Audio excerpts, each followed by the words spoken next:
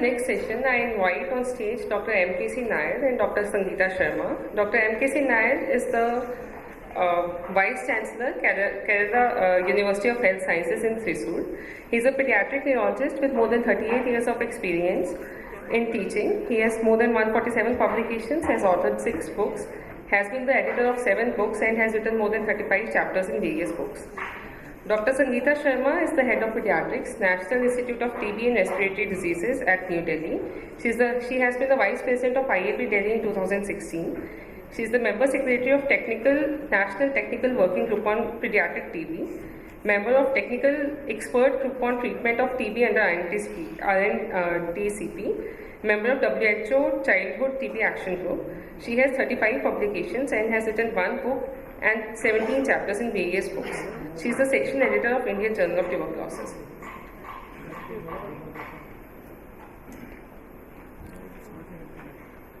It's a great pleasure to welcome Professor Veena Kalra, who was the professor and head of pediatric neurology at All India Institute and the person who built the whole concept of pediatric neurology in Delhi. Currently, she is consultant in Indraprastha Apollo, founder president of Association of Child Neurology of India, former president of Asia Oceania Child Neurology, and many others, including 230 publications. But most important, I would say, she is the mentor of Shefali Gulati, who is the star of today. I just have only one request to speakers. I believe our brain is small. We can't absorb so much of information. So at the end of every slide, if we can highlight what exactly we should remember. So much information we cannot grab. Thank you. Thank you, Professor Nair, Professor Sangeeta Sharma, and Professor Shefali Gulati. Good morning, everybody. What I'm going to be speaking about in the next 30 minutes is chronic meningitis, TB, and beyond TB, what are our considerations? We've heard a lot this morning about the state-of-art testing, what to do in various situations, and the emerging tests that are on the anvil. Some of them are under evaluation, some of them have stood the test of time and have changed practice. Coming then to what is chronic meningitis, when features of meningeal inflammation last more than 4 weeks, it may have had an acute onset, it may have had a subacute onset. The bottom line is the duration. Usually the signs and symptoms are very variable, but it's important that the child has some of these signs and symptoms to pick your diagnosis on a meningeal cause. The CSF usually shows pleocytosis, which is variable depending upon the cause of the chronic meningitis, a CSF sugar that could be low to normal, and a protein that's raised variably from mild elevation to even in grams. The spectrum of chronic meningitis has really a very wide spectrum, though I would say that about 90% are due to TB and partially treated pyogenic meningitis. The rest of them are a real challenge in about 10% of patients.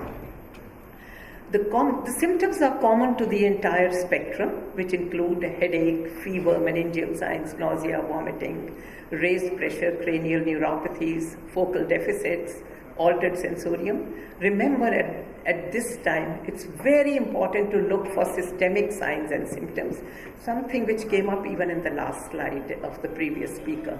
So one must look at systemic symptoms and build up the story from there on.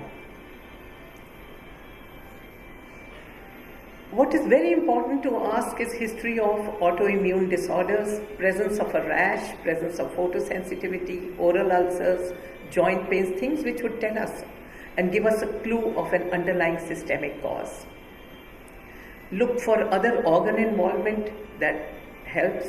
Travel history, I think we all know that with varying spectrum across the country, quick travels internationally. There are bugs that are carried very, very easily across, and we have to keep our minds open to the travel history of a patient.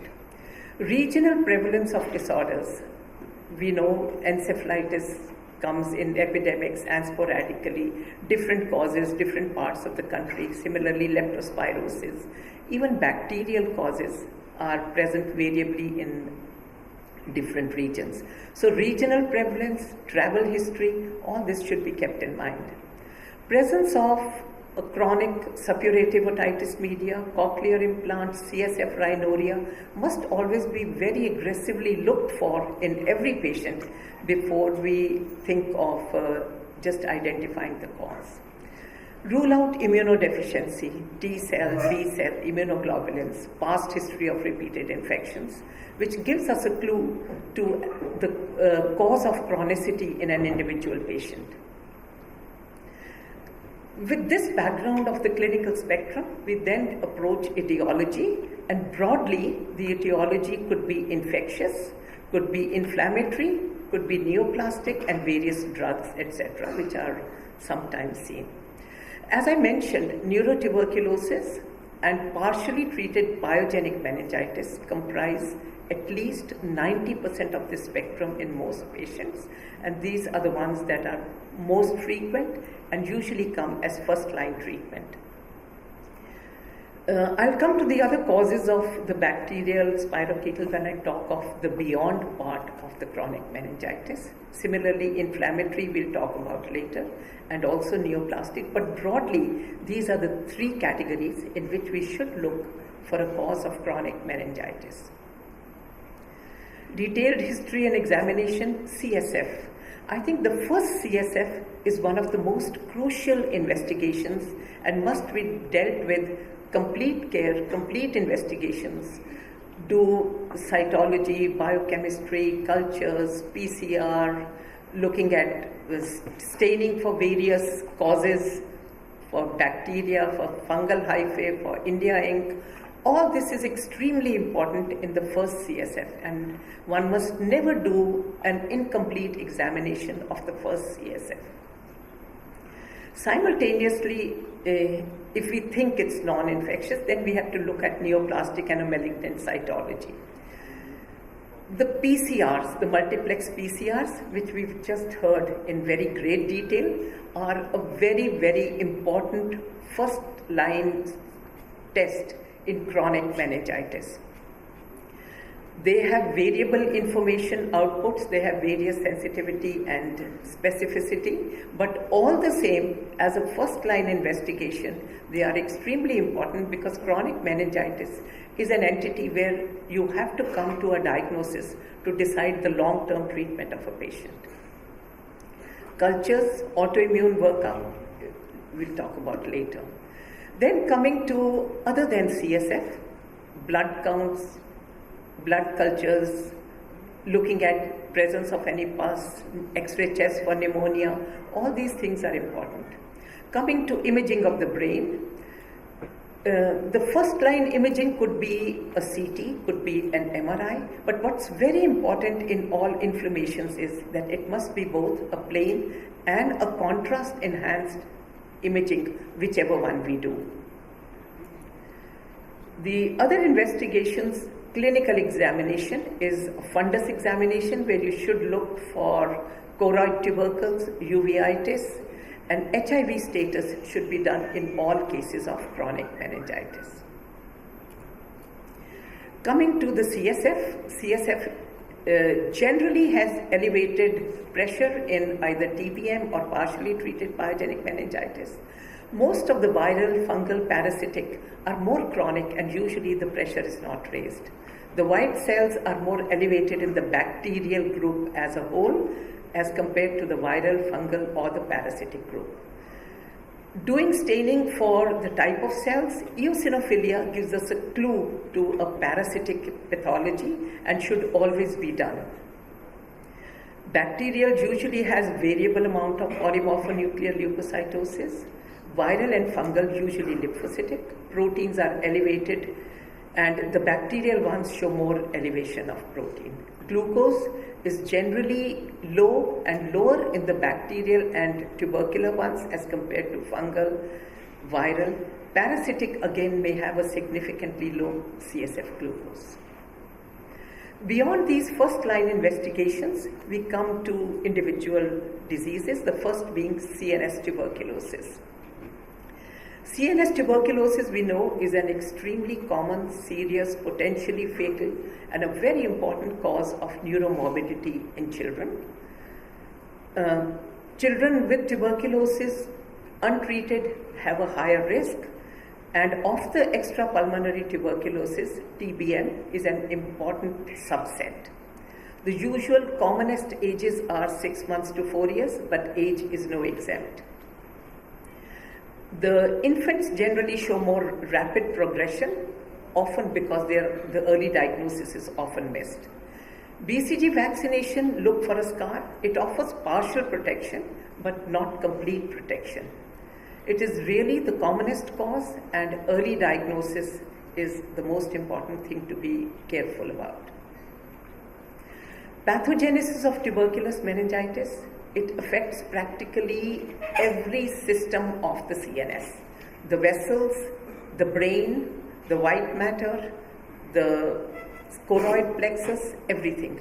The commonest being that there are Rick's foci that develop submeningeally, and some of these go on to subsequently get into the brain. They activate the microglia, they activate the other cytokine systems, they activate all the subcellular pathways of inflammation, and this results in production of cerebral edema and subsequently of brain damage. The vascular involvement is a panvasculitis, and vessels become leaky and they result in more inflammation, more edema. Major vessel involvement can go on to produce an infarct, which is frequently seen as a focal seizure or as a hemiplegia in a patient coming with tuberculous meningitis. The choroid plexus is, of course, one of the major sites of involvement. We have what we call the blood-brain barrier, we have what we call the blood-CSF barrier, but all these, they develop leaks when you get an inflammation, and then the bacteria get carried across by the system's immunity and the system's inflammatory responses falling short. And this results in production of increased CSF, which if obstructed would go on to produce hydrocephalus. So therefore, what you could get is meningitis, exudative meningitis. What you could get is a CSF block. What you could get is a communicating hydrocephalus. Infarcts, TB abscesses. So the entire range of pathology could come out in the patients who have TB meningitis. So they may not just have TB meningitis, that may be picked up from a focal neurological deficit. We'll just focus on the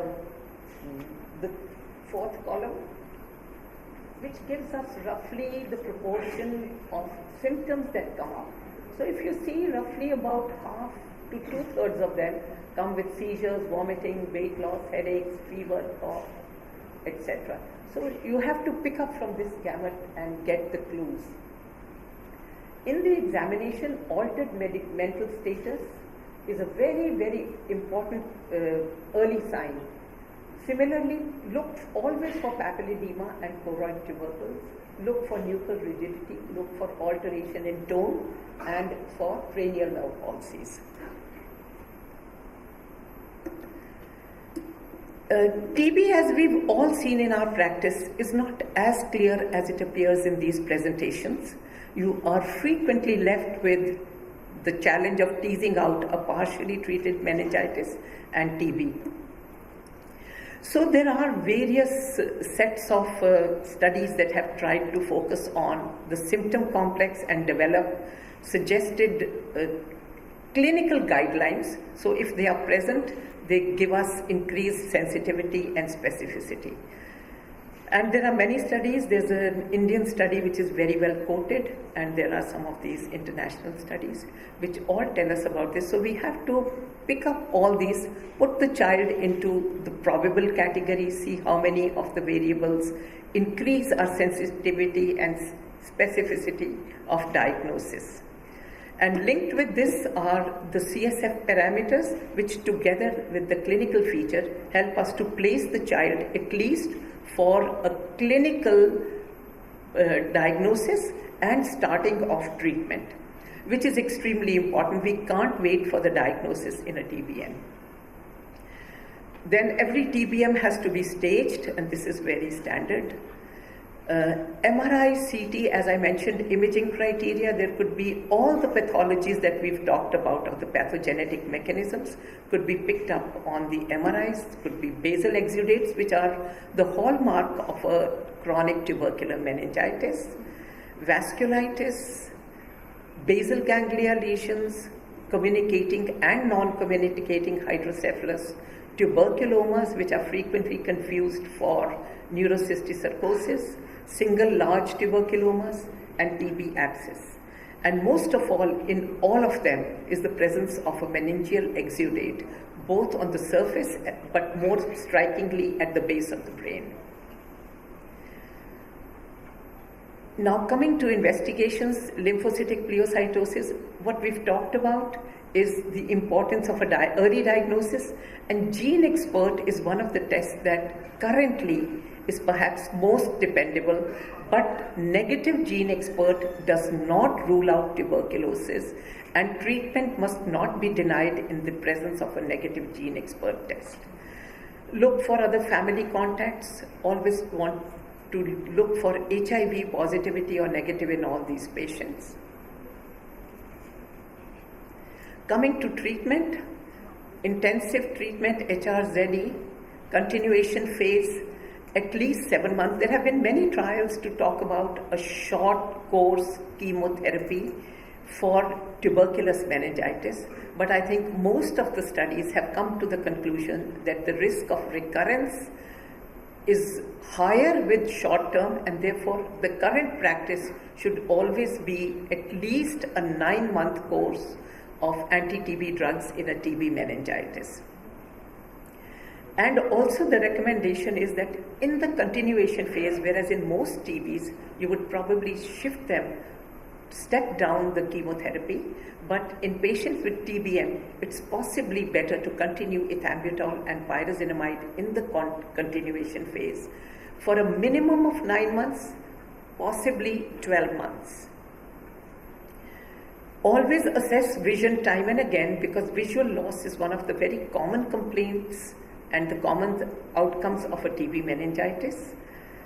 And this you have to do particularly in view of a high dose ethambutol, which may be used in the early phases, and also for the optic neuritis that goes on to a visual loss.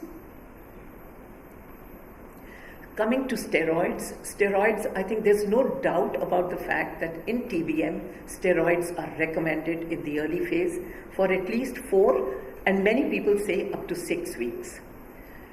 Even in HIV positive, it can be given after we've ruled out opportunistic infection for the benefit the addition of steroids offer to the outcome of TBM.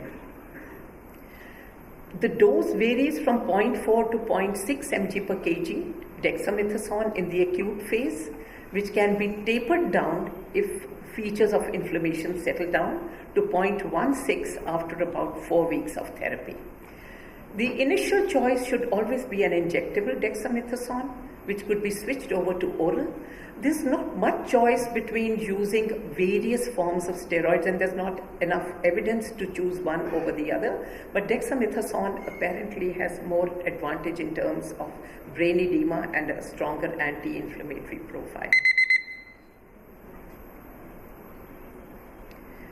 Okay, so now we come on to some of the complications which we've talked about already: hydrocephalus, visual complications, seizures, and developmental delays, etc.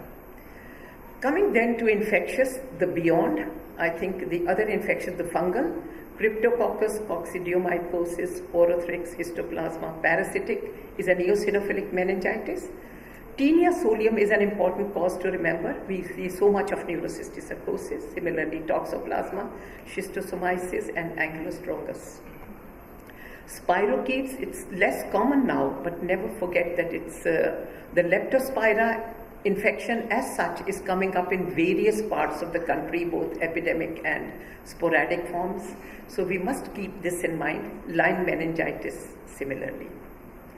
Viral infections, we've just heard about the possibility of a lot of viruses becoming chronic, though generally we talk about viruses as acute, self-limited infections, but that's not true for all, particularly the ones HIV and below that list, particularly if the child is immunocompromised. In this category, the CSF analysis, in addition to the usual cytobiochemistry, it's important to look for all the PCRs, all the multiplex PCRs, and staining of various fungi, is India ink preparation, etc., is a must in all of them. Then coming to this, there are serum tests that should be done, VDRL, serologies, blood culture, HIV with ELISA, which generally are not very helpful once the meningitis has become chronic. Meningeal biopsy is an important one to keep in mind because very frequently everything else fails and you are left with a meningeal biopsy or even a brain biopsy if you are thinking of a significant involvement of the encephalon, and also possibility of malignant chronic meningitis. So therefore, biopsy is a good investigation and a very useful investigation. Treatment of all these fungal infections is very protracted, very long term, and there are the various antifungal agents to choose from, amphotericin, fluconazole, flucytosine, depending upon the agent identified. But remember, the most important thing is that the course of treatment in all these is extremely, extremely prolonged, and the chances of getting rid of these infections is not good. Coming to the non-infectious ones, these include malignant, which includes malignant meningitis, and then also secondary neoplasias from any malignant pathology. Inflammatory ones include a direct vessel inflammation, which includes a primary angiitis of the CNS, a secondary inflammatory process secondary to other autoimmune disorders or other inflammations. In all these, immunosuppressive therapy in strong doses is indicated. The diagnosis comes frequently from MRAs, from ESR, from other autoimmune test workup, and even from biopsies frequently. So, thank you. I would say that chronic meningitis is a formidable challenge. Early diagnosis is the most important thing to bear in mind, and be aggressive about making investigations in the early phase so that the treatment can have a good outcome. It's one of the most important causes of a preventable neuromorbidity in our setup. Thank you, madam.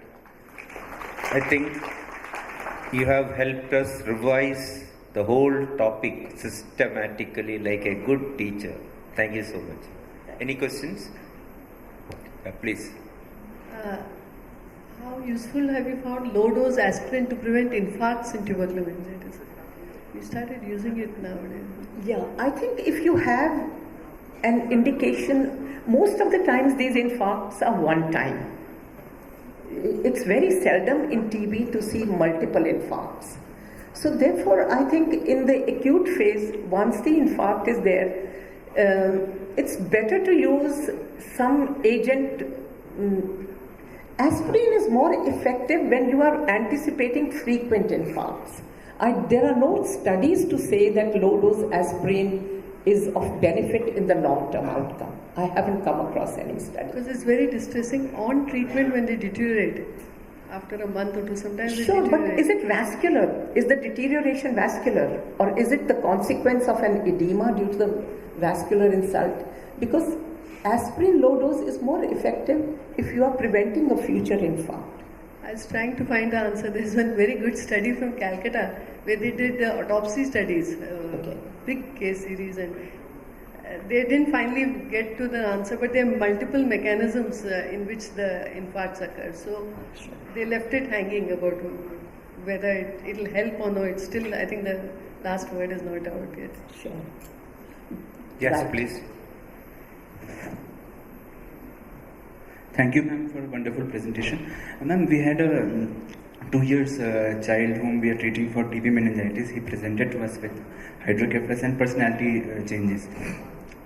We did a CSF, gene expert was positive, started on ATT, and he also required a shunt surgery for the hydrocephalus. Now my question is, we were very confused about continuation phase, very confused. No, I mean all guidelines, some mention you give HR, even the British, the paper which you mentioned, ma'am, says HR. Now again, you mentioned that you may continue HRE, you can add Z also. Can I get a clear-cut guideline, ma'am, whether to give HRZD for whole 10 months continuation phase or just continue with HR, ma'am? I think what we personally find is it's better to give more than 2 drugs in a TB meningitis because pyrazinamide also frequently affects the intracellular bacilli better than just the INH and the rifampicin. So I think in tuberculous meningitis it's better to add ethambutol and pyrazinamide in the continuation phase at least for some time. There's no time, but there are some studies which say up to 7 months. There are some which say even up to the end.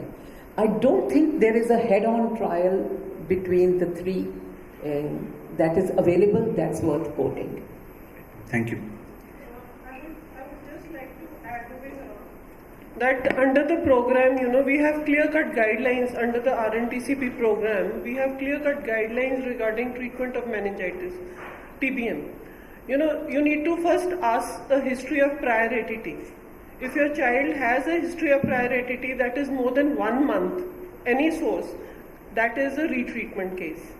And ideally, all children, you should, obviously, as ma'am has highlighted, you need to get a CB-NAT, that is gene expert, which has got a higher pickup rate than Z-Linkson, 10 times more. And also, you need to send the CSF for liquid culture. Because in our country, we are seeing more cases with baseline initial INH resistance. Almost 33% new patients, they have baseline INH resistance and even resistance to fluoroquinolones. So also send a sample for CSF culture, the liquid culture.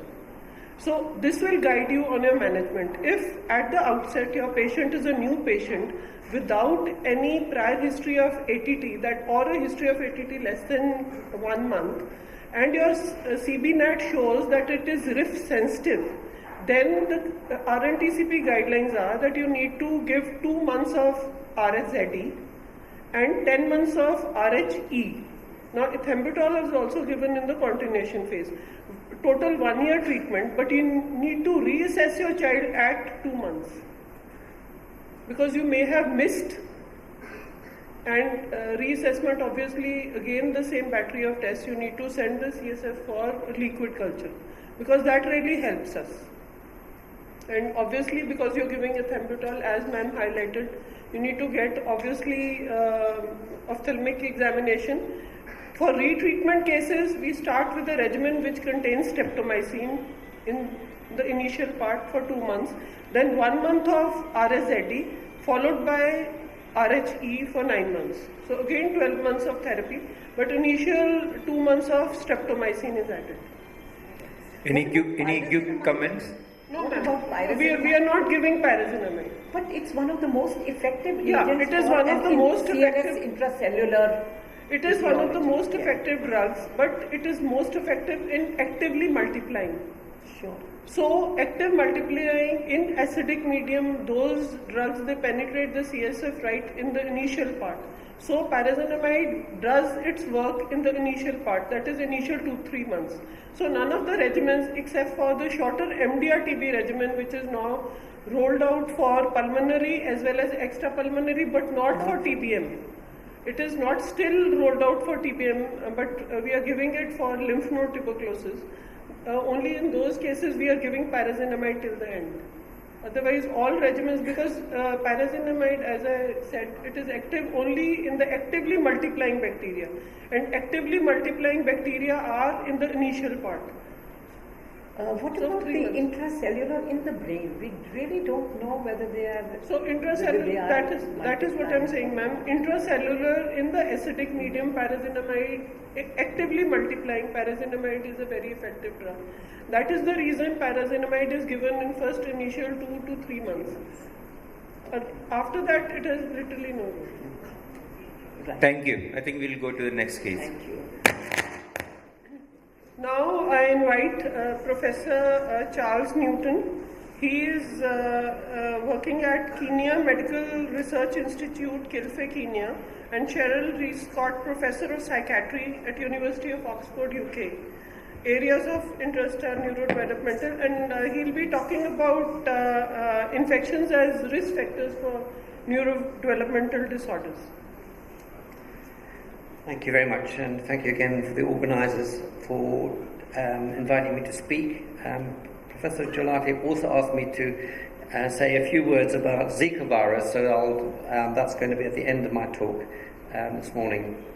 And so, well, just to start off with, so congenital infections have really hit the headline, mainly with Zika virus, which caused quite a lot of a stir, mainly because it was encroached all up from South America and headed towards North America, which obviously created quite a lot of concern within that continent. And the infections which are associated with neurodevelopmental disorders are diverse. And what I'm going to concentrate on this morning is two things. One is the maternal inflammatory syndrome, because I think this is an underrepresented, diagnosed and under really researched area which has direct relevance to neurodevelopmental disorders, and also give an example about cytomegalovirus. So I'll come back to Zika virus at the end of the talk. So I'm going to talk about the burden of CNS infections as neurodevelopmental disorders, look at the etiological agents, look particularly at the pathogenesis, the maternal immune activation, and then an example of the CNS infections.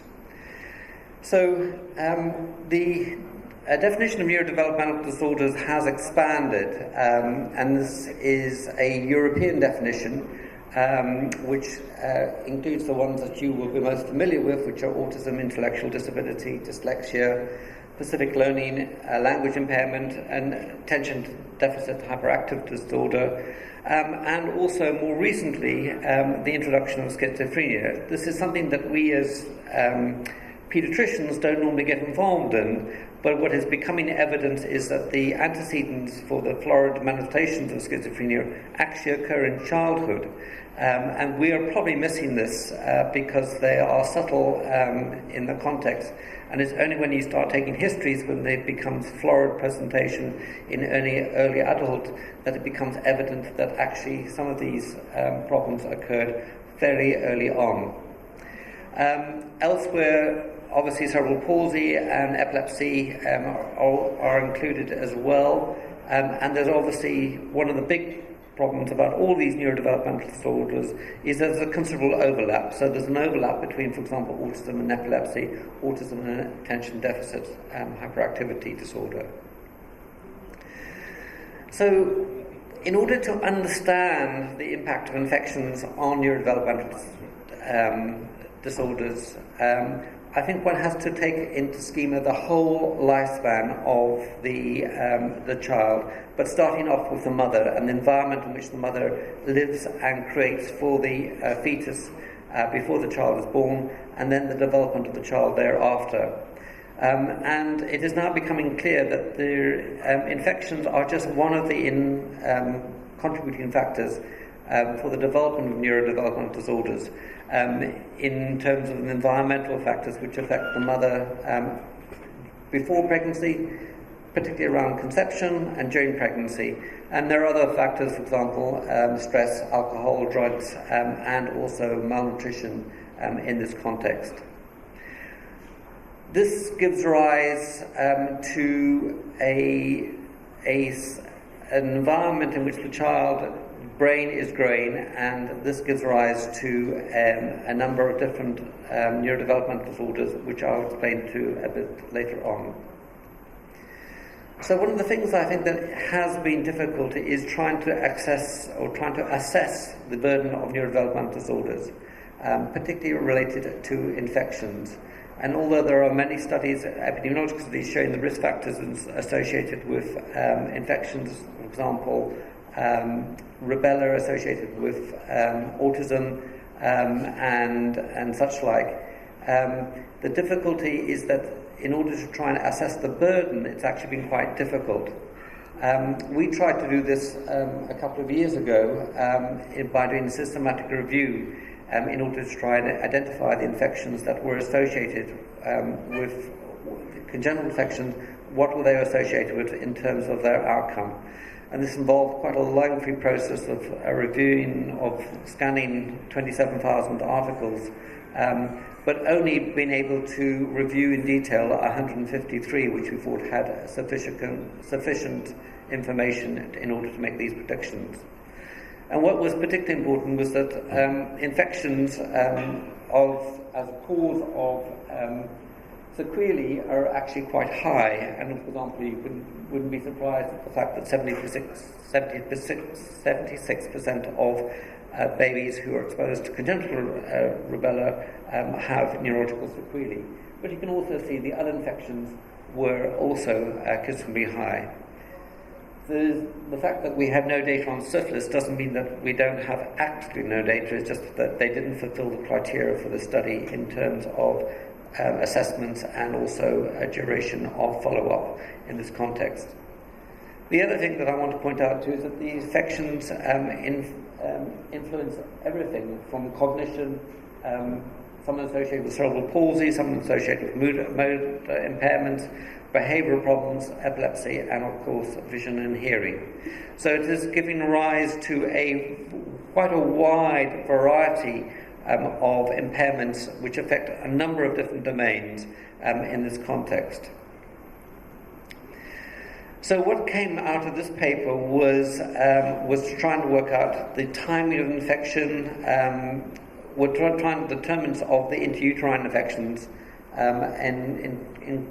particularly in the context of the timing of infection, the etiology, the duration of infection, whether the infection had been treated, what the maternal immune response was, what the fetal immune response was, and also the timing of delivery.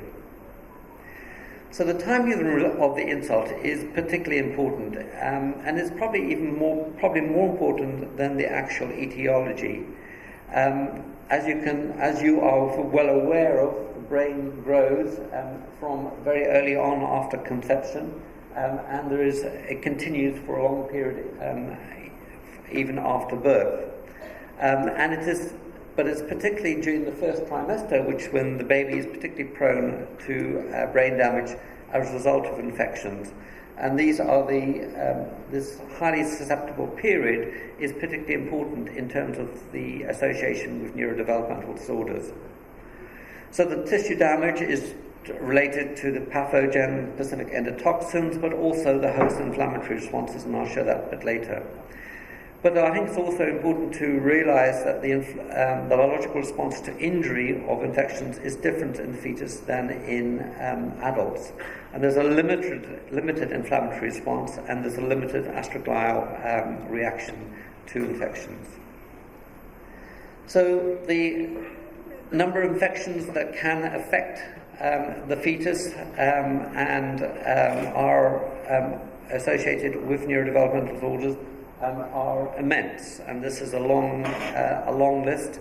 All of these have been associated with the development of neurological damage during pregnancy in the fetus. And as you can see, these are all quite common infections from the viruses to parasites as well as bacteria. The infections obviously get to the fetus via many different routes. A lot of it through the birth canal, but also hematogenesis spread is also particularly important. And it's the really direct invasion of the brain by the brain parenchyma by the etiological agent, which is particularly important in the context of causing damage, which is what we commonly recognised as the damage caused by CNS, by infections of the brain. So the maternal immune activation, and I'll come back to, and also the immune response by the fetus, the fetal inflammatory response syndrome. As I've already mentioned, it is not as well marked, but it can cause quite significant damage as a result. So one of the things that has come out more evident nowadays is that that the connection or the relationship between bacterial infections in the mother and the subsequent development of the baby thereafter. And this means because infections are common during pregnancy, and we often they're often disregarded, but in fact they may have quite severe consequences in this for the fetus. And so the bacterial products obviously produce production of cytokines, which particularly from the placental tissues. The cytokines cause toll-like receptors and microglial activation in the fetus, and this gives rise to the injury as a result. And this may cause white matter damage, which all resulted in cerebral palsy. So it is particularly important the combination of infection plus either prematurity or infection plus hypoxic ischemic damage, which may aggravate the situation in this context. It is also particularly important to realise that the fetal white matter oligodendrocytes are particularly vulnerable to injury. And from a variety of different mechanisms such as cytotoxicity and free radical.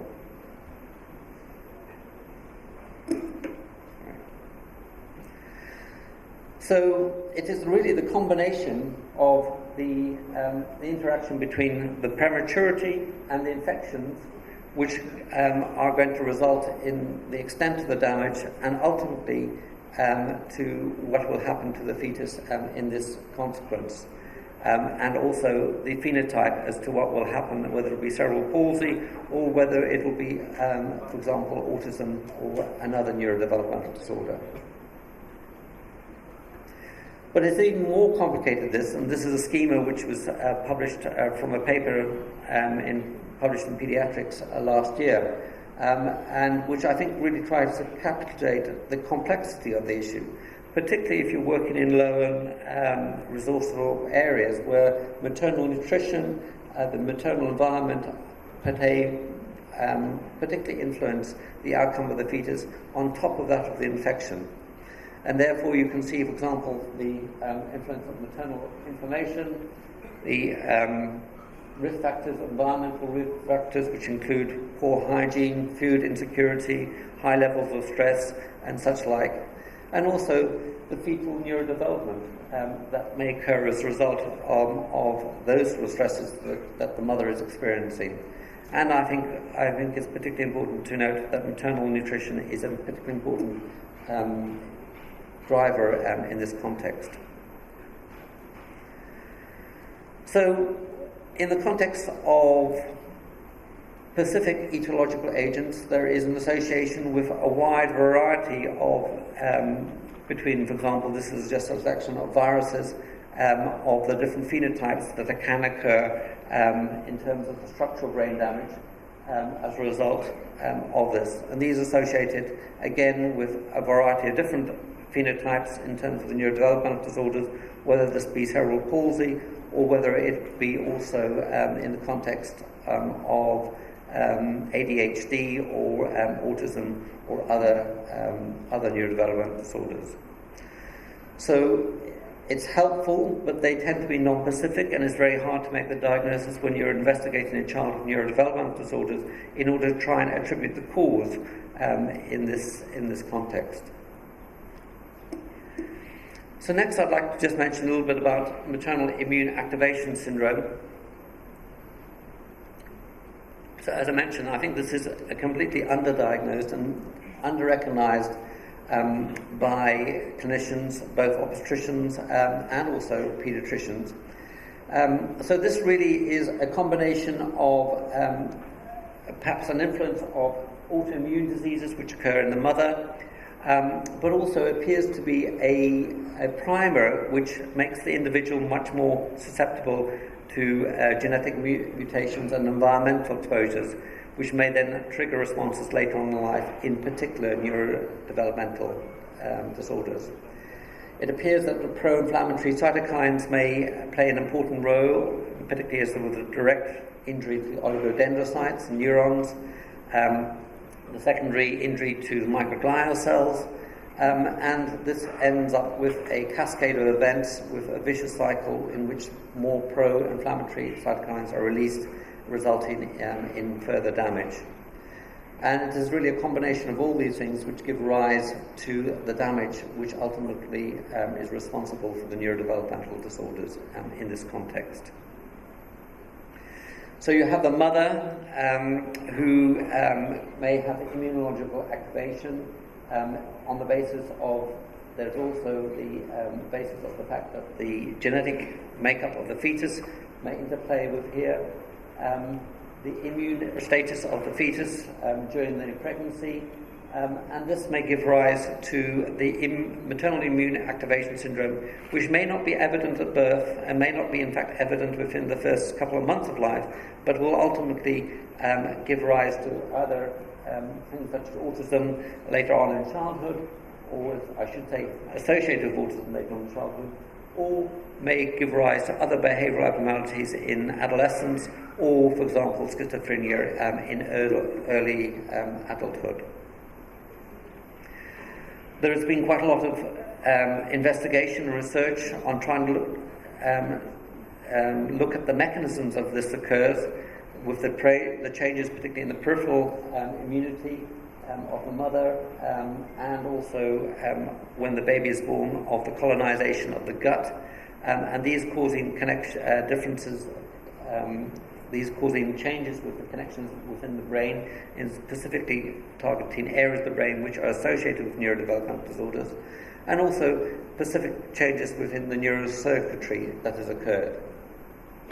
So there is now increasing evidence to suggest that there are specific targeted mechanisms which may be responsible for changes within the brain caused by a maternal immune activation, and this results in the neurodevelopmental disorders that we commonly encounter in children as they grow older. So what is particularly important is this particular interaction, not only what's happening to the fetus, but also what's happening to the immune system.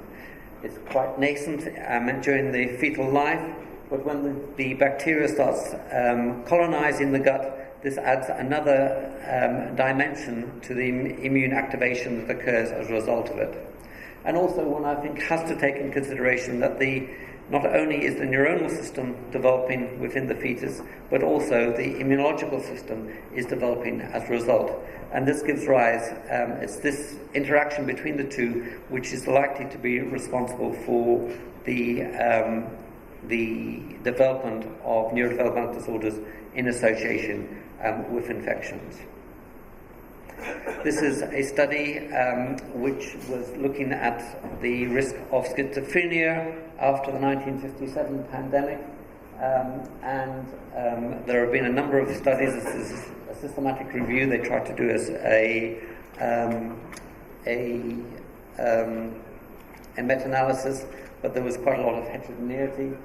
But what was shown was that initially didn't seem to be any association until a more recent study, which was a larger study, came up and showed a strong association with the development of influenza during pregnancy and the development of schizophrenia. This has been now replicated for other conditions, in particular autism and also in the context of depression developing in children and adolescents. But it also appears that the maternal immune activation also causes a downregulation of genes which are associated with neurogenesis, and this is data which has recently come available this year from a brain sample in which they looked at this and also looked at the genes associated with ASD and also some of the mechanisms. And therefore, it seems that not only is it affecting the immune system, but it's also affecting the genetics or the genetic makeup or the expression of the genes associated with autism in this context. And this represents yet another mechanism in which maternal infection may result in neurodevelopmental disorders.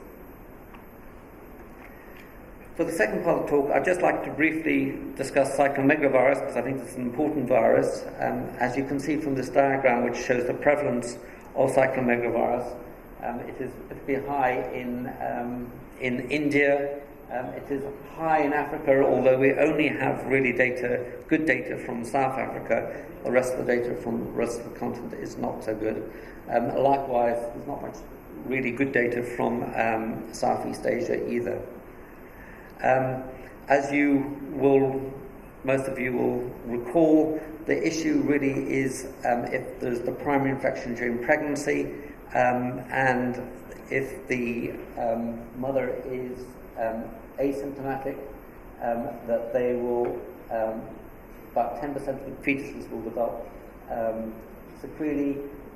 However, they're symptomatic, 90% of them will develop sequelae. And this will give rise to a constellation of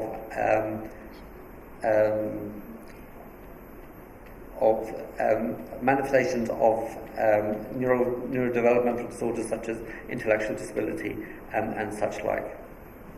What is interesting about CMF infection is that, in fact, the pathogenesis has been worked out in much more detail. One of the advantages about cyclomegalovirus infection is that you can actually time the infection that has occurred. So there's been histological studies, for example, showing that the laminin process in the third caudal layer is particularly affected. There's the fact that brain infection occurs in 62% or 2/3 of the fetuses, and that you can identify the cytotoxic cells within this context. And this is data which shows that if you have infection preconceptually or periconceptually, that there's very little data to suggest. However, in the first trimester, the outcome is most likely to be much more severe than if you had in the third trimester. And this is particularly well shown in this one, which showed the difference between the first trimester and after the first trimester. So these are the data of the first trimester, showing again that there is much more damage occurring within the first trimester compared to later on. As you go through pregnancy and the neurological system becomes more mature, there's less susceptible to damage in that context. More recently, it's been particularly useful in terms of some of the biomarkers within the amniotic fluid, which are now being associated with with neurodevelopmental disorders, and these are some of the ones which are highlighted within the schema in this context. So finally, I'd like to speak a little bit about Zika virus. As you're probably aware, this is a virus which actually originated in Uganda on the shores of Lake Victoria, not dissimilar to West Nile virus. It's closely related to West Nile viruses as well as Japanese virus. And this was initially found in monkeys in the 1940s. There was one infection by a lab worker who had a mild infection, and it was then subsequently seen in Tanzania and also in some other African countries. But it seemed to have skipped, bypassed India completely, and then reappeared in Malaysia in the 1960s, but doesn't seem to cause a major problem, although it may have been causing a problem and we just weren't picking it up. And it was only in 2014, when it affected French Polynesia, that suddenly it became a major issue, because it was associated there with Guillain-Barré syndrome and also with microcephaly. Then in 2015 was when the big epidemic occurred, particularly in the Amazon basin around the northern part of Brazil, where there was a massive outbreak of Zika virus during pregnancy, and this was associated with very severe microcephaly as such. And subsequently it went up through Central America, and has now, there have been some cases reported from the southern states of the United States of America. So the main manifestations are the congenital Zika syndrome, which is, the hallmark is microcephaly, although not all children with this do have are microcephalic. Guillain-Barré syndrome, which I've already mentioned, meningoencephalitis and a myelitis. And this is data from the French Polynesian study showing the relationship between the development of the infection in terms of antibody response and the development of Guillain-Barré in this context. This is data from the Recife in Brazil, showing that these are the outcomes of mothers who were exposed to Zika virus during pregnancy, and showing the microcephalic in about 70%, a specific phenotype with redundant scalp skin and a large antifontanelle, and also an irritability which was noticed by the clinicians there. There was a number of other features which were also present in this complex of syndromes. Seizures appeared to develop later on in life, after birth, in 2 to 3 months after age, often with spasms, and the EEGs were abnormal in this context. But what was most striking was the neuroimaging. So MRI was, in those that were able to be done, was 100% abnormal. It was consisted of polymicrogyria, calcification, absent corpus callosum, the pericerebral enlarged spaces, pseudocysts, small vermis, and a brainstem hyperplasia. And this occurred both subcortical, periventricular, and in the basal ganglia, and it was this very unique form of calcification, which can be seen probably better in here, which was a hallmark of this particular virus infection.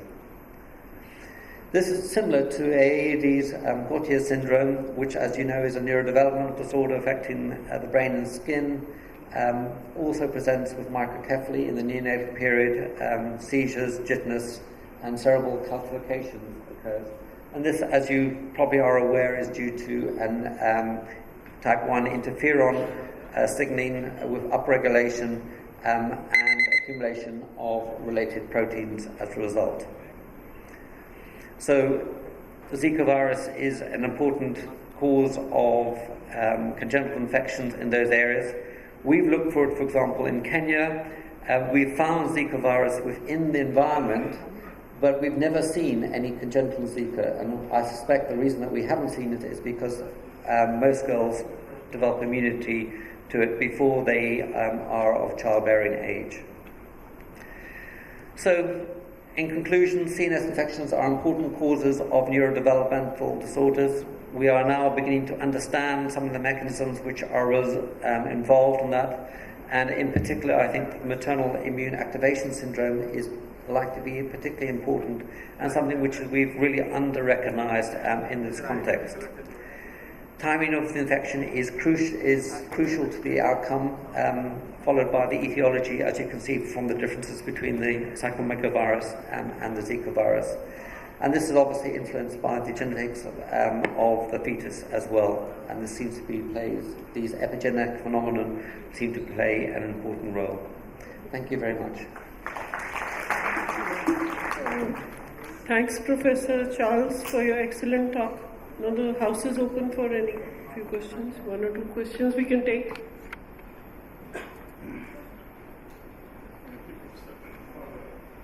The microphone behind you. Thank you, Professor, for this extensive coverage. On maternal activation, immune activation, has parallelly stimulated, I thought about what about maternal immunization for protecting the newborns. In fact, maternal immunization will definitely have a lot of legal issues. Of course, as early as 30s and 40s, pertussis was being considered for a maternal immunization. And of course, now these 4 targets which are being considered is influenza, definitely. There is a licensed vaccine which is available for the mothers. And then, of course, pertussis. Of course, group B streptococcus, as well as has to be considered for, and also RSV. I think for all these 4, these are targets for maternal immunization. So whether these immunization could have some sort of an impact on that, I think it's open to question, or maybe it's open, I don't know, it's open to question. I think that's a very good point. First of all, I don't know of any data that's actually explicitly Yes, I think Catherine in Nashville, I think she had published some data on that. Right. I'm not familiar with that, but I think the point I would make is that the vaccination around the perinatal period, or just before in the last trimester, is less likely to cause problems with the fetus. But if in the first trimester, it's more likely to cause. But I think that's a really important point, that because we all get an immunological reaction against the vaccine, and that might be of concern to the fetus. I think it's an excellent point.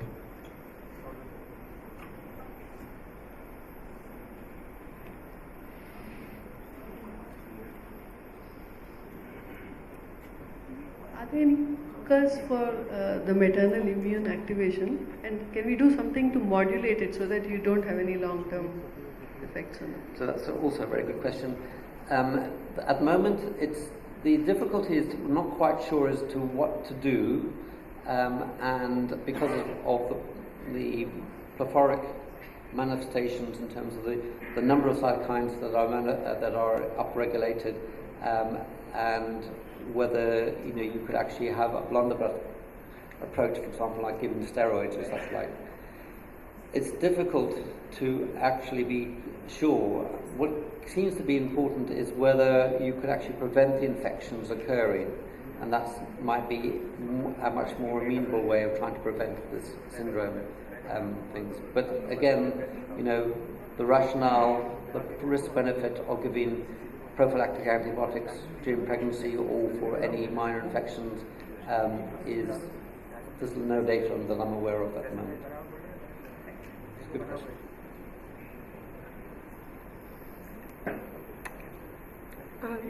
I think we can wind up our session, because I see there are no more questions.